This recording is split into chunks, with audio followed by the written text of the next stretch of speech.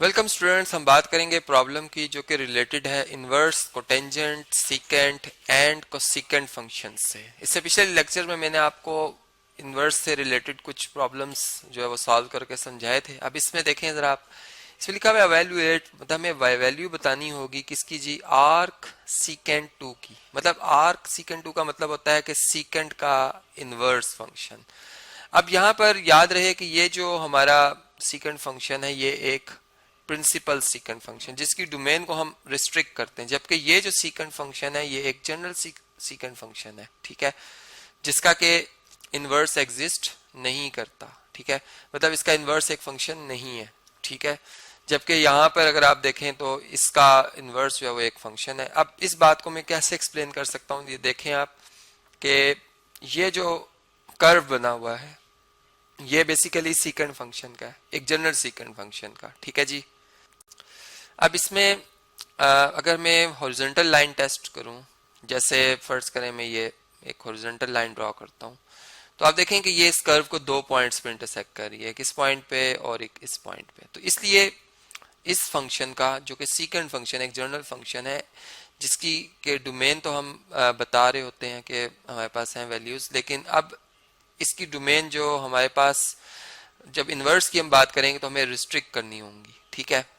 मतलब देखिए जहां जहां पे फंक्शन अनडिफाइंड हो रहा है वो एंगल हम निकाल देते हैं, वहां पे हमने एसिम्पटोट्स ड्रॉ किए हैं। जैसे -π/2 पे अनडिफाइंड हो रहा था, π/2 पे अनडिफाइंड हो रहा था, ठीक है। इसी तरह 3π/2 पे अनडिफाइंड हो रहा था। तो ये रियल नंबर्स हम जो है वो डोमेन से निकाल देंगे सीकेंट फंक्शन। लेकिन जब हम प्रिंसिपल सीकेंट की बात करेंगे तो उसमें चूंकि अब अगर हम इस वाई एक्सिस से राइट पे चलते हैं तो हमें एक ही पॉइंट मतलब लाइन रे इंटरसेक्ट करती है, लेकिन इधर अगर चलो लाइन ड्रॉ करो तो फिर 2 पॉइंट मिलते हैं। तो हम ऐसा करेंगे कि इस पार्ट को खत्म कर देंगे, मतलब रिस्ट्रिक्ट करेंगे डोमेन को कि वो 0 पे चूंकि 1 वैल्यू देता है ये फंक्शन, हम इसे रिस्ट्रिक्ट करेंगे कि ये अब यहाँ से इसको मूव ना कराया जाए, मतलब 0 से आगे चलें। तो इसकी वजह से क्या फर्क पड़ेगा कि ये जो आपको यहाँ पे अब ये ग्राफ है ये नहीं बनेगा आपका, ठीक है। मतलब इस प्रिंसिपल सीकेंट फंक्शन का जो ग्राफ है उसमें ये पार्ट नहीं आएगा, ठीक है, यहाँ से। और इसी तरीके से अब अगर आप इस पार्ट को देखें, मतलब π/2 पे ये अनडिफाइंड हो रहा है, इसलिए हम π/2 को निकाल देंगे डोमेन से। अब π/2 से जब पाई की तरफ मूव करते हैं तो यहाँ भी ओरिजेंटल लाइन टेस्ट करें तो यहाँ भी आपको 2 पॉइंट्स मिलते हैं। इसका मतलब पाए तक एक पॉइंट, लेकिन इसके बाद ये रिपीट करना शुरू हो जाएंगे। इसका एक्सिस ऑफ सिमेट्री जो है ये आप समझ लें पाए बनता है, ठीक है। तो ये फंक्शन मतलब इसके बाद ये अपनी वैल्यूज जो है वो रिपीट कर रहा है, ठीक है, वाई की वैल्यू। तो इसलिए हम यूं करते हैं कि पाए के बाद इसको, मतलब पाए के वेरी वेरी नेक्स्ट जो भी नंबर आएगा उस पर इसको हम रोक देंगे।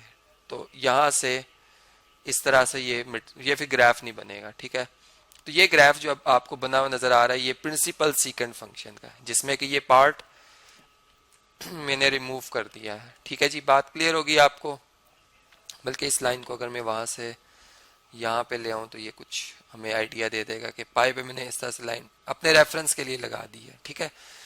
तो ये इस तरीके से ये हमें सीकेंट फंक्शन पता चला, ये प्रिंसिपल सीकेंट फंक्शन है। अब ये ग्राफ जो बना हुआ है y = कैपिटल में हम लिख देते हैं s, ये होता है प्रिंसिपल सीकेंट फंक्शन, ठीक है जी। अब हमें बेसिकली ये बात बतानी है कि सीकेंट फंक्शन जो है वो 2 वैल्यू दे रहा है जिस एंगल पे, असल में हमने उस एंगल को निकालना है। और वो एंगल अब जो है थीटा जो है वो बिलोंग करेगा इस क्लोज इंटरवल में, 0 से पाई के क्लोज इंटरवल में, जिसमें से कि हमने एक सिंगलटन आप सेट कह लें उसका डिफरेंस ले लिया, जिसमें एक ही एलिमेंट है और वो है π/2, ठीक है, जो कि एक नंबर है π/2, एक रियल नंबर है, ठीक है, हमने निकाल दिया। तो अब देखें इसमें हम ये बात जानते हैं कि सीकेंट, ये देखें यहाँ पर 2 वैल्यू किस एंगल पे दे रहा है, ठीक है। अगर हम इसके हवाले से अब यूं बात करें तो हमें ये बात यूं समझ में आती है कि जो सीकेंट है π/3, ठीक है, इसकी वैल्यू क्या होती है। अगर आप देखिए कॉस जो है, कॉस फंक्शन जो, चले मैं यूं बात करूं, कॉस π/3 की वैल्यू क्या होती है, कॉस 60 की वैल्यू होती है 1/2। कॉस का रेसिप्रोकल लेंगे तो सीकेंट आ जाएगा। सीकेंट π/3 की वैल्यू क्या होगी, वो होगी जी 2, ठीक है। तो यहाँ पर ये हमें वैल्यू पता चल रही है। अब चूंकि हमें आर्क सीकेंट की बात करनी है, यानी सीकेंट इनवर्स की बात करनी है, तो यहाँ पर मैं इसका जो है वो जो इसका इन्वर्स फंक्शन है प्रिंसिपल सीकेंट फंक्शन वो ऑपरेट कराऊंगा, ठीक है, यहाँ भी और यहाँ भी। ये 2 मैं इधर से रेस कर देता हूँ, ये यहाँ पर नहीं आएगा, ठीक है। इसको मैं 2 को थोड़ा सा स्पेस दे देता हूँ ताकि हम यहाँ पर आर्क या सीकेंट इनवर्स लिख सकें, ठीक है।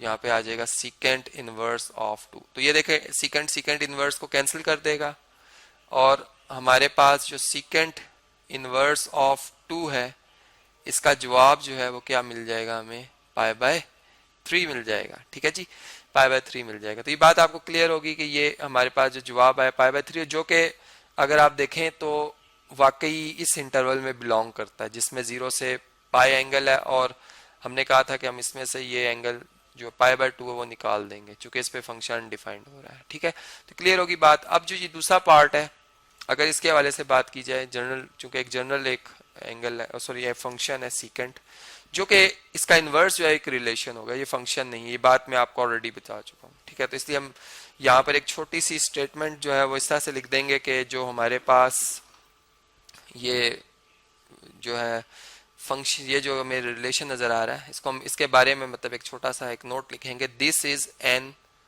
ये एक इन्वर्स रिलेशन है, इन्वर्स रिलेशन है, नॉट अ फंक्शन, ठीक है जी, नॉट अ फंक्शन। ये बात क्लियर हो गई। अब देखें इसमें इसका मतलब इसकी क्यों नहीं है फंक्शन, क्योंकि डोमेन की एक वैल्यू के लिए हमें रेंज की एक ही वैल्यू चाहिए होती है। मतलब इसमें ऐसा होगा कि 0 पे आपको शायद 1 भी मिले, 0 पे 2 भी मिल रहा हो, या 0 पे 3। इसका मतलब एक ही एंगल पे अगर मैं इसके ओरिजिनल फंक्शन की बात करूं तो हम यूं कहेंगे कि मतलब इस फंक्शन, सॉरी इसके हवाले से मैं बात कर रहा हूँ, इस फंक्शन के हवाले से, अगर इसको इस रिलेशन के हवाले से मैं बात करूँ कि इसको मैं फंक्शन इसलिए नहीं कह रहा हूँ कि इसमें डोमेन की एक वैल्यू के लिए बहुत सी रेंजेस एग्जिस्ट कर रही हैं, ठीक है।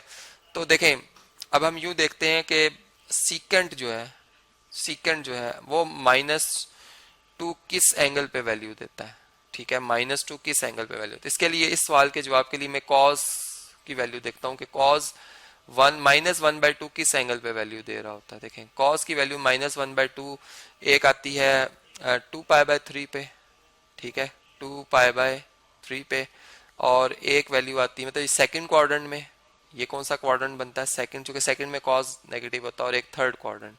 तो थर्ड में क्या बन रही है, थर्ड में बन रही है जी 4π/3। इन दोनों एंगल्स पे कॉस फंक्शन -1/2 वैल्यू देता है। इसका मतलब सीकेंट जो है हम यूं कहेंगे कि वो जो वैल्यू जिस एंगल पे दे रहा है वो एक 2π/3 भी हो सकती है, और ये भी हो सकता है कि सीकेंट जो है वो 4π/3 भी हो सकता है, ठीक है, जो कि -2 ही वैल्यू देगा। इसका मतलब ये तो अभी सिर्फ मैंने एक साइकिल की बात की है जिसमें हम 0 से 2π के इंटरवल की बात करते हैं। अब हम जानते हैं कि जो पीरियड है, मतलब एक पॉजिटिव स्मॉलेस्ट एंगल जो कि अगर किसी एंगल में ऐड कर दिया जाए तो उससे वैल्यू पे फर्क नहीं पड़ता।